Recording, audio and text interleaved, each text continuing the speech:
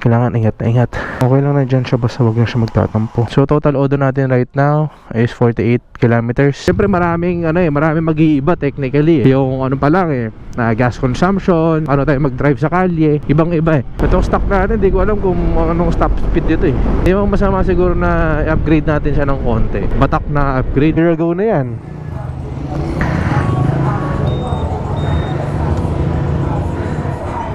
Uy, ba't may error?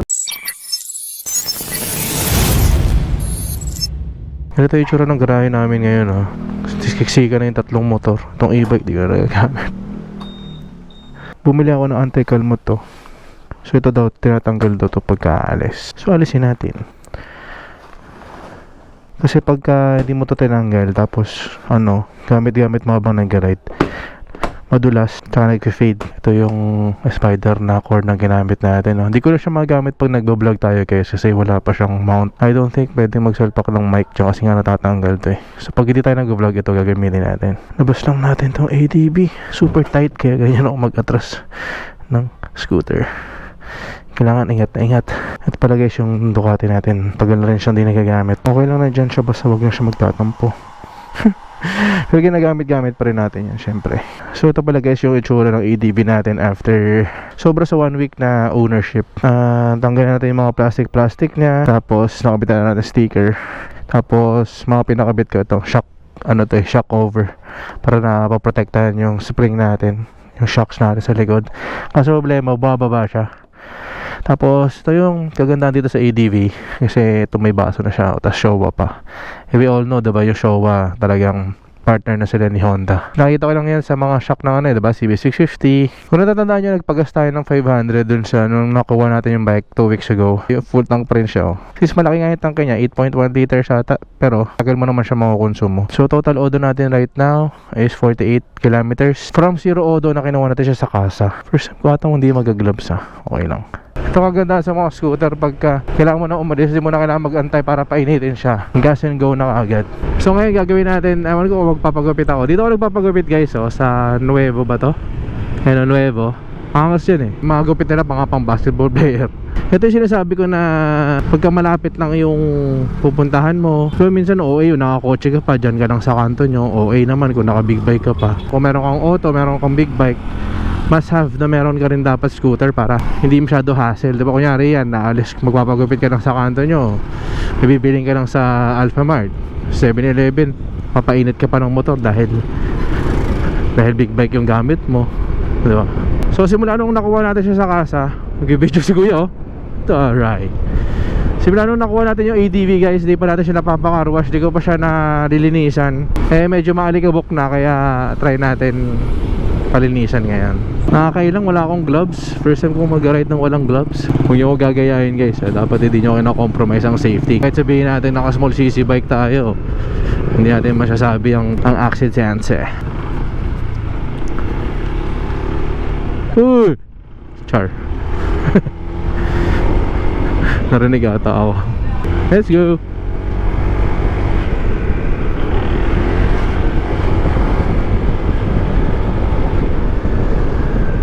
Gusto ko pala mag-thank you sa mga nagko-congratulate sa pagbili natin or pag-acquire natin dito sa motor. Maraming natuwa naman sa pagbili natin ng ADV. Doon sa plano natin sa Hyper na bago, malalaman pa rin natin yan. Hindi pa rin tayo naman sumusuko.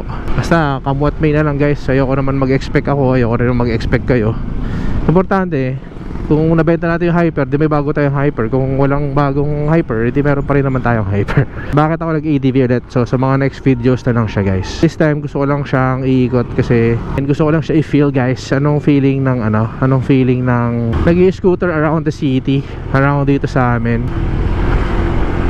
Tuwa ako sa isang comment, sabi pina-follow daw niya ako because of the Ducati community, because of dahil siguro naka Ducati tayo. Nag-look forward niya, parang parehas kami, nag-look forward kami na yung magiging contents natin dito naman sa scooter world. Siyempre maraming maraming mag-iiba technically yung pa lang na gas consumption, tayo mag-drive sa kalye, ibang iba Siyempre sa big bike, normal naman na yung medyo mabilis-bilis ka talaga kasi di mo naman pwede sabayan yung mga ganitong scooter. Para sa akin, iba ang riding style talaga ng scooter sa big bikes Talagang dito chill ka lang Syempre yung iba hindi natin maiwasan na pabilisin yung scooter natin, lalo na kung ito lang yung nag-iisang bike natin. Okay lang din naman yun, maramang kaso dun. Pinapapanood nga ako sa YouTube si Motobiz, nakakainganyo din pabilisin yung motor. Yung sa kanya nag-130 na ata yung sa kanya pero dami niya kasi pinalitan. Kumbaga yung panggilid niya talagang setup na maganda yung nakakanood tayo ng ganun, kasi wala tayo masyadong alam sa scooter di naman natin to forte. Ngayon lang tayo nakakapasok sa scooter, so wala tayong talagang technically zero knowledge tayo when it comes to scooters, gatong mga small cc na bikes. Ang alam ko lang dito, pagka may ganito ka, chill ka lang, chill ride lang, yun lang yung tumatatak sa isip ko. Tumataas yung shorts ko. Itong stock natin, hindi ko alam kung anong stop speed dito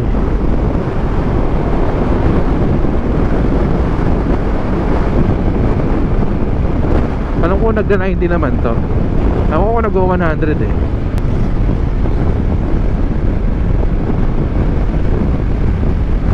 Yung shorts ko po hindi ko pa masabi kung anong plano natin sa scooter natin. Kung may plano tayong pabilisin siya, magpapalit tayo ng panggilid. Diba sabi ko nga, sawang-sawa naman na akong ano pang sense sa pagpapibilisin ko siya, may big bike naman tayo. So ito talaga pang ano lang, pang literal na chill ride lang siguro talaga to. Hindi na natin pipilitin itong pabilisin.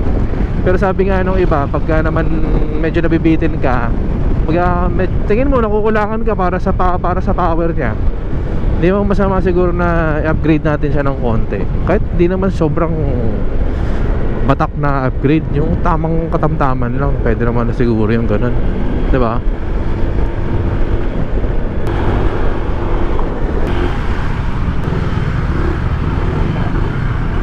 Sing it gaming.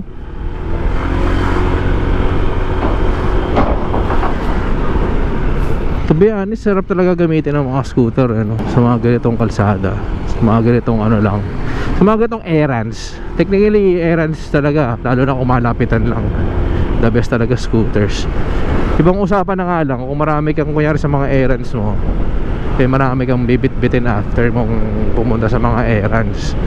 Pero kung wala naman masyado, like bills, bayad ka lang, services, ganyan, wala ka naman grocery na malala, okay na yung ganito.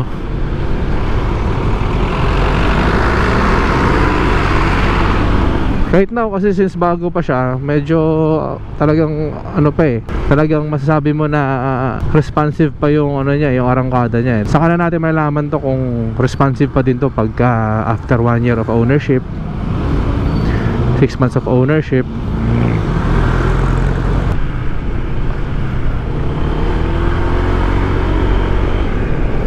Car wash muna tayo guys. Uy, unang ligo ni Blacky. Blacky pala pangalan natin dito guys. Obvious naman diba bakit Blacky? Dami nagtatanong bakit Blacky.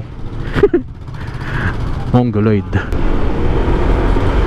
Maraming salamat pala sa mga nanood nung ating acquiring video na tong ADV Ang daming nanood, daming interesado, ang daming nagsasana all. Eventually naman kayo din guys. Pwede pa ba? Mahal pala ng motorcycle 100. Ito Aerox Dapat mag-Aerox din ako. Isa sa mga choices ko yung Aerox Ito yung sinasabi ko, bumabagsak yung yung cover na dapat hindi bad trip. Alright, so dito tayo ngayon sa Toto Car Wash. Mahal pala ng motorcycle, 100 pesos din. So ito sinisimula na si ADV, si Blacky. Dito ako nagpapa-car wash guys, kasi kahit sa auto kasi medyo sila dito, medyo pulido yung pagkaka-car wash na dito talaga, lalo to si Kuya. Ito kagandahan pagka wala kang kasabay sa car wash, 2 tao agad yung gagawa sa bike mo, kaya mabilis. Technically unang car wash natin to kay Blacky. Pina-car wash ko na kasi parang feel ko mas nakakatamad maglinis ng scooter kaya sa big bike. Tsaka mas masaya lang kasi talaga yung big bike, lalo na yung Ducati natin. So ito pinapa-car wash na lang natin siya, although 100 lang naman.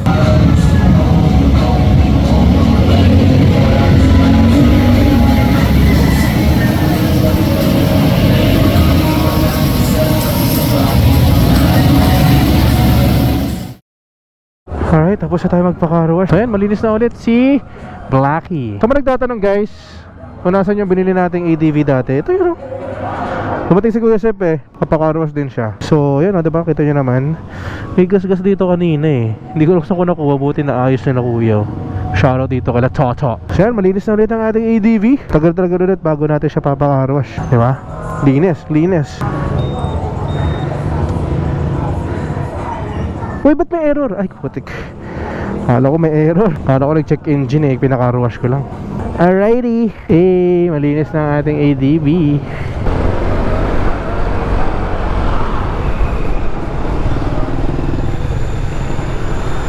Dapat ngayon tayo naghahanap ng mga checkpoint kasi may papel na tayo. Yabang no? Tapos pag na-checkpoint titikitan yari. Alrighty.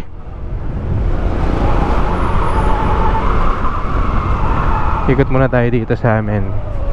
Pwede puntahan dito sa amin. Wala masyado kasi pupuntahan dito Dito yung school namin Ito guys, alma mater ko ng high school. Dito ako nag-high school. Couple of blocks away lang sa bahay. Pero nagka-tricycle pa rin kami before. Ayun St. Risco. Arico. Pero naglalakad naman ako before. Yung gym namin sa taas nagka-basketball kami. Pupunta si Nika Vasquez dito Dito minsan siya nag-volleyball Ay.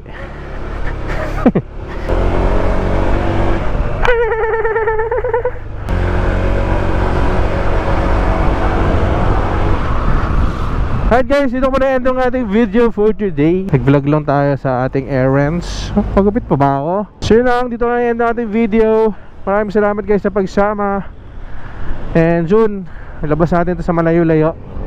Pagkasama na natin sila Rody. Yan. Sila naman ang ating kasama sa mga susunod. Abangan nyo yung mga vlog natin about this bike, sa mga experiences natin dito sa bike. I'd be happy na ma-share yan sa inyo lahat. I'm very excited.